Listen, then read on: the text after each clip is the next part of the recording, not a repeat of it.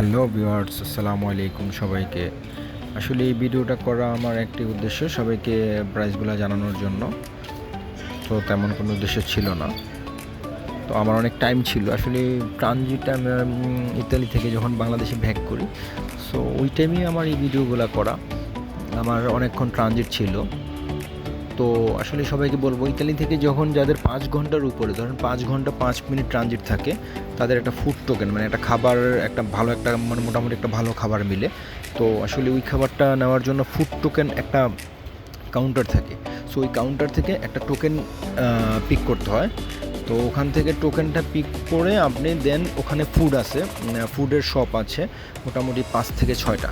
So ওইখানে যখন আপনি টোকেনটা শো করবেন, তখন আপনাকে একটা মোটামুটি ভালো একটা ফুড দেওয়া হবে। তো ওই ভিডিওটা আমি নেক্সট ভিডিওতে দিয়ে দেবো।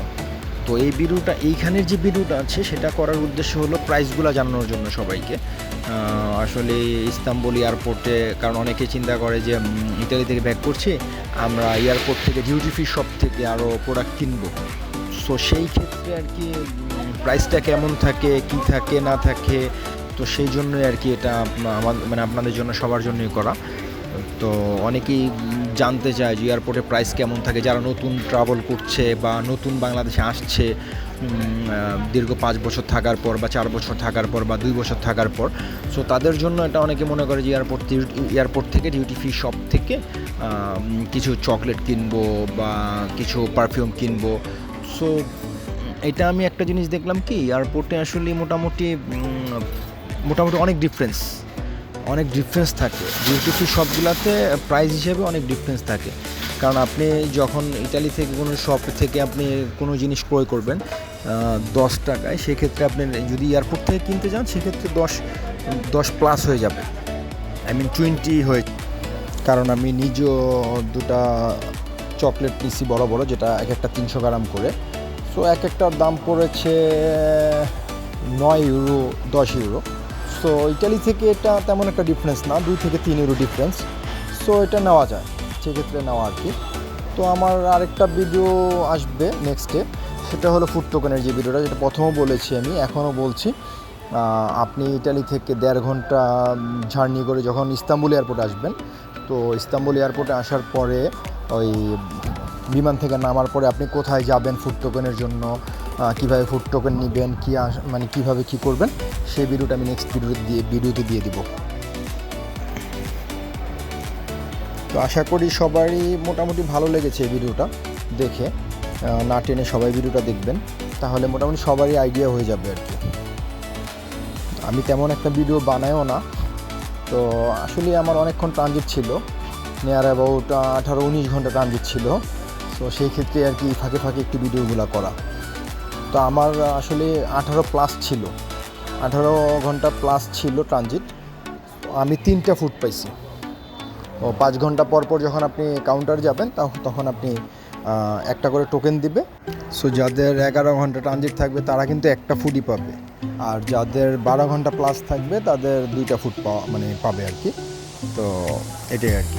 তো ভিডিওতে যাই হোক, মোটামুটি আশা করি সবাই ভিডিওটা দেখে প্রাইসগুলি আসলে কাউন্ট করে ফেলছেন। মোটামুটি সব ধরনের ভিডিও আমার এখানে দেওয়া আছে, পারফিউম থেকে শুরু করে সব।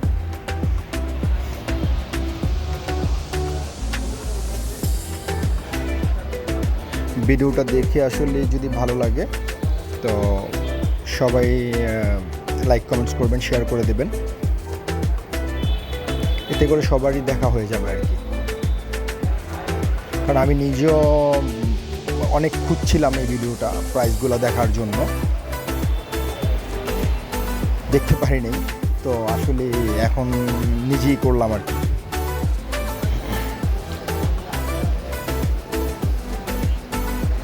পারফিউমগুলো আসলে ভালো, খারাপ না, সব ব্র্যান্ডের পারফিউম এখানে পেয়ে যাবেন।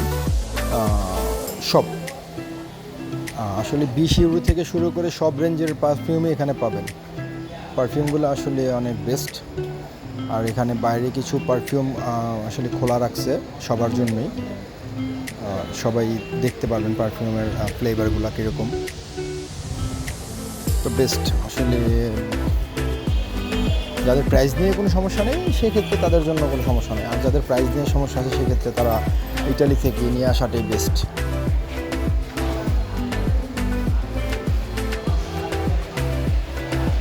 পারফিউম আমার পার্সোনালি অতটা পছন্দ না, তো সেক্ষেত্রে আমি পারফিউম নিইনি, আমি চকলেটই কিনেছি।